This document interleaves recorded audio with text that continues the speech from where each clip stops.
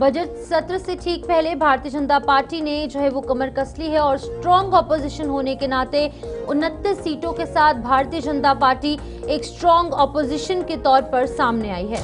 आपको बता दें कि जम्मू कश्मीर विधानसभा के आगामी बजट सत्र से ठीक पहले भारतीय जनता पार्टी ने सरकार को घेरने की रणनीति को अंतिम रूप देना शुरू कर दिया है और इसी कड़ी में जम्मू में भारतीय जनता पार्टी विधायकों की एक महत्वपूर्ण वर्कशॉप का आयोजन किया गया और इस वर्कशॉप की अध्यक्षता पार्टी के राष्ट्रीय महासचिव तरुण चुग ने की है।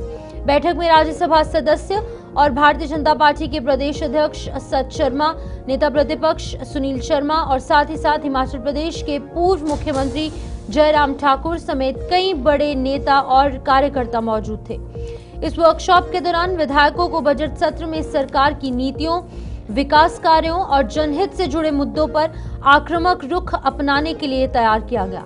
वहीं नेताओं का कहना है कि भारतीय जनता पार्टी इन सरोकारों की अनदेखी बर्दाश्त नहीं करेगा और सदन में सरकार से हर मुद्दे पर जवाब मांगा जाएगा।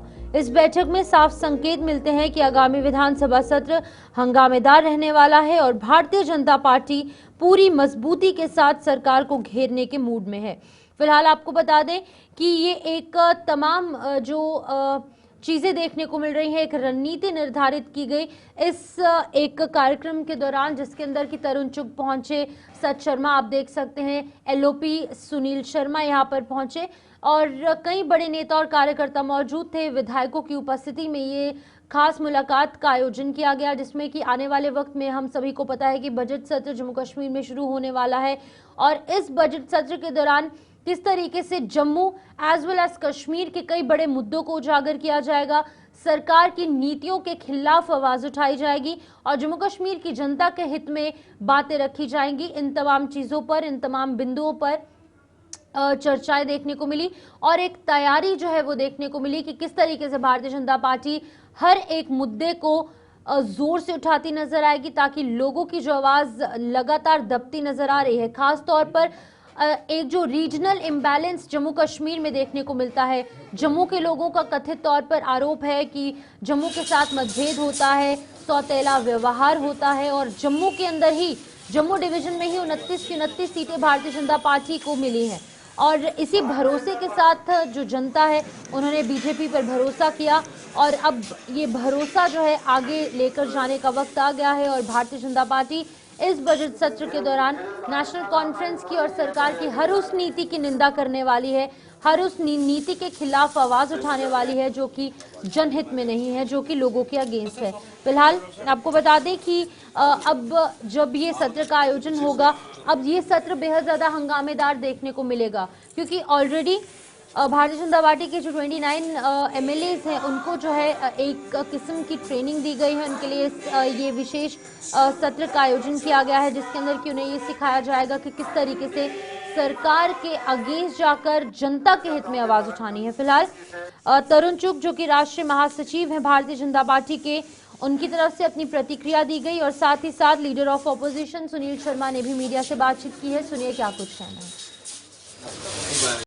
भारतीय जनता पार्टी की स्पष्ट सोच है कि जम्मू कश्मीर भारत का अभिन्न अंग है और जम्मू कश्मीर एक अंग है।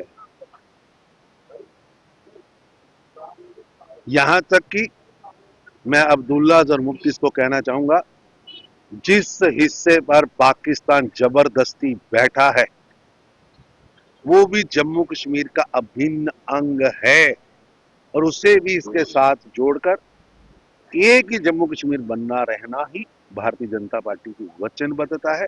निश्चित रूप से जब भी जम्मू कश्मीर की विधानसभा में अब्दुल्ला सरकार में आते हैं तब क्षेत्र के आधार पर, जाति के आधार पर भेदभाव किया जाता है, भेदभाव किया जाता है। एससी एसटी के लोगों का आरक्षण छीनने की जो योजनाएं बार बार अब्दुल्ला सरकार बनाती है, क्षेत्र के अनुसार विकास को रोकने की जो योजना वो बनाते रहते हैं, वो दुर्भाग्यपूर्ण है। आपको कहता मैं मानता हूं कि अब्दुल्ला सरकार क्षेत्र के अनुसार भेदभाव करती है, लेकिन भारतीय जनता पार्टी की स्पष्ट नीति है कि जम्मू कश्मीर का एक एक पग भूमि एक ही यूनिट है, एक ही जान है, एक ही आत्मा है, एक ही प्राण है, उसके लिए हम वचनबद्ध हैं। मेरा कहना है कि भेदभाव नहीं होना चाहिए।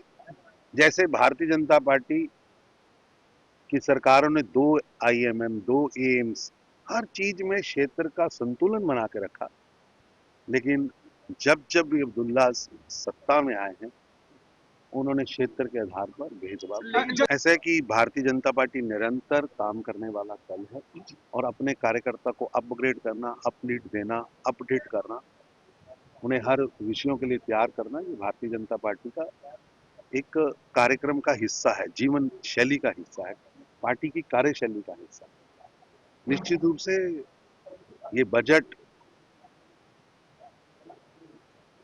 उमर अब्दुल्ला साहब को इस बजट में अपने किए हुए सभी वादे पूरे करने चाहिए। उन्हें अपने वादों का रोड मैप बताना चाहिए। आज लगभग 1.5 साल बीत गया है, लेकिन उमर अब्दुल्ला साहब के पास एक भी ऐसा मुद्दा नहीं है जो उन्होंने मैनिफेस्टो में वादा किया हो और उसको पूरा किया हो।